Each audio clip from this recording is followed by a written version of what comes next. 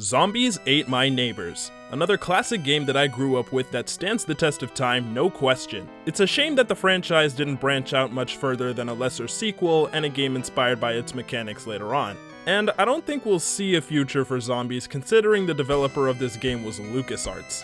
They are owned by Lucasfilms, who of course was purchased by Disney. As soon as they got acquired in 2012, Disney stopped all internal development in the following year, fired most of the staff, and converted it to a licensing company. Ouch. But before any of that, LucasArts made some damn good video games in their time. They're responsible for point-and-click adventures like The Secret of Monkey Island and Grim Fandango, and of course licensed properties including an endless amount of Star Wars games.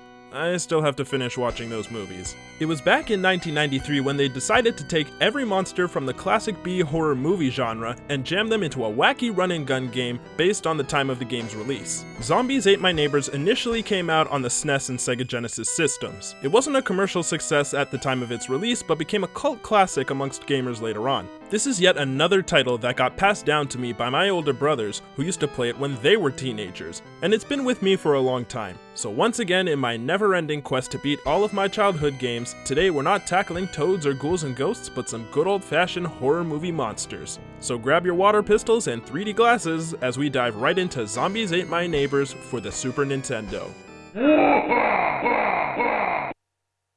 So the story of zombies is that monsters have been unleashed in your neighborhood and are killing everyone you know and love. It's up to you to purge these creatures from the world and track down and defeat the evil Dr. Tongue to stop these creations from the source. And then there's aliens who I guess saw the shitstorm going down on Earth and saw an opportunity to join the fun. When you start up the game, you're introduced to this vomit-inducing title screen and some ominous music. Am I the only one expecting Wario to pop out and hypnotize me right now? You can either play solo or with a friend, choosing from the two playable characters, Julie and Zeke. Julie looks like a reliable girl you'd want on your side during a zombie apocalypse, but Zeke just kinda looks like a moron. And yes, it's because of the glasses. If anybody did this in real life, they'd call you an idiot. Throwback to that stupid trend where everybody was poking out the lens in 3D glasses and wearing them out in public.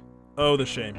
Once you choose your character, you're dropped into the first level and the adventure begins. The object of this game is to go through the levels and collect all the weapons and items you can find to fend off the monsters and rescue your neighbors. When I played this for the first time, I thought the monsters were actually pretty scary. Some of them can sneak up on you like the squid men who are fast and spawn in the water, and there's others who like to introduce themselves before they come for your ass. I nearly shit myself as a child strolling through the 4th level for the first time and hearing this.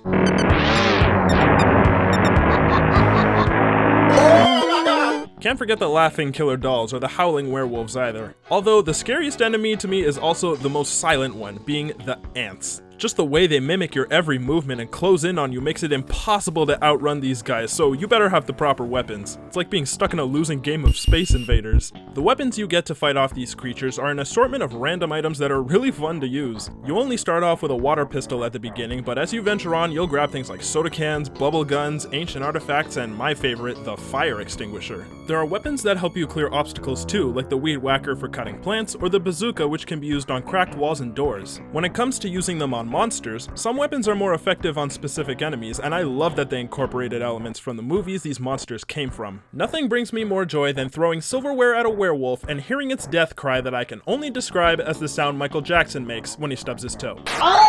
So from the beginning of the game, you start with 10 neighbors that you can save. You get a map to track them down, which is pretty much a requirement considering how labyrinthian these levels can get later on. If the monsters get to them before you do, they kill them and they'll let out a shriek that has haunted me since childhood.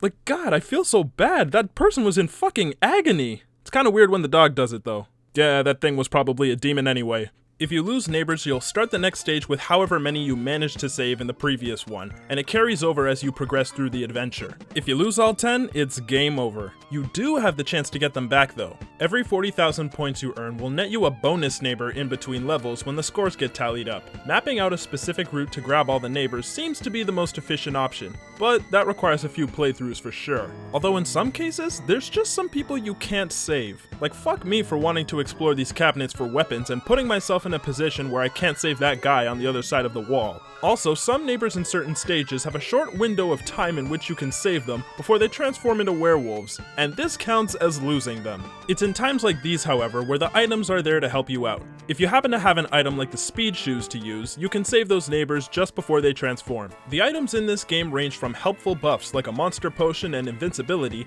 to different types of keys to enter specific doors. Then there's the random potion, which gives you a random buff or god forbid a nerf when you drink it. Buffs being like some of the things I just mentioned, and nerfs like taking damage or turning into Mr. Hyde, which forces you to walk around aimlessly and kill your neighbors on sight. A toss-up, but I always like to use these first if I'm in need of an item before I use my actual ones, because holy shit, you need everything you can grab in this game. Zombies Ate My Neighbors is fun, especially in multiplayer mode, but it's also quite difficult. If you're trying to beat the game, then I definitely go single player, because with another person, you have to worry about splitting items and weapons with each other, which is not an easy thing to do. If this was an actual arcade machine in the 90s, they would have sucked so many quarters out of kids' pockets. There are 55 levels to go through, including 7 bonus stages, and if you get a game over, you have to start all the way from the beginning again. Now there is a password system, but it doesn't actually help that much. You get passwords through the adventure at the results screen every few levels, and they let you warp back to that very level from the password menu at the start of the game.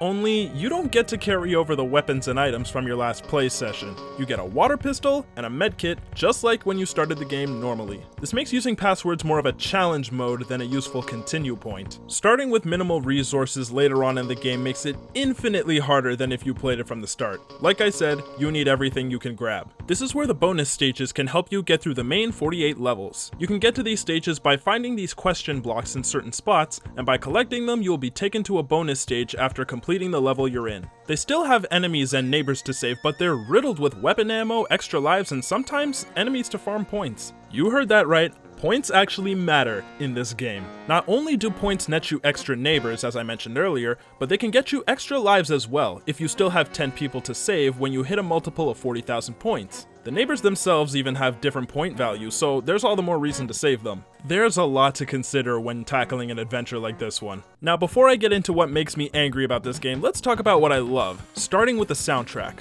Oh man, this has got to be some of the best Super Nintendo songs out there. Most of the songs are very upbeat, catchy tracks that mix in sounds of horror, so in between you'll hear zombie moans and evil laughing and such. And the bass in this game slaps hard. My favorite track in the game goes to Pyramid of Fear. It's got that perfect mix of high energy hype music while still being creepy and ominous with the echoing moans in the background.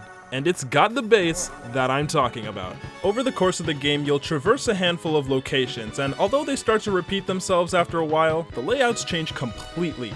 I hate the malls, because every time it's a mall or a warehouse, it means it's full of these little fuckers. They've got nothing on the boss monsters, however. Now the boss enemies are usually big monsters that you can't walk away from like the normal ones, and have to be defeated in order to finish a level. These guys hide skeleton keys that you need to get through skeleton doors, which usually hide the last few neighbors you need in a level in the later stages. They're more like mini bosses to me though. When it comes to the actual big time bosses, there's only 2. You fight Dr. Tongue himself transformed into a giant spider in level 36, and the same thing again in the final level, except he gets an extra form. To fight these guys, your best bet is using the hidden item, the Flamethrower. But there's only one in the whole game, and it's in a hidden wall in the 22nd level. If you miss it, the game just got that much harder. Of course, this was only a factor for me later on when I was actually trying to beat this game, because as a kid, I couldn't even get past level 4 with all the chainsaw maniacs. Hell, some of the regular enemies feel like bosses, like the Frankenstein monsters who can hurt you from a distance with lightning attacks, or the vampires who will chase you to the ends of the earth if you don't kill them. And it takes a lot to kill them. They don't even die, they just kinda get bored and fly away after a while. So with everything I've said in the video, you can see that Zombies Ate My Neighbors is a hard game. So hard that I wrote myself a guide just so I could beat it. I'm not kidding, I could write a walkthrough on Game FAQs now.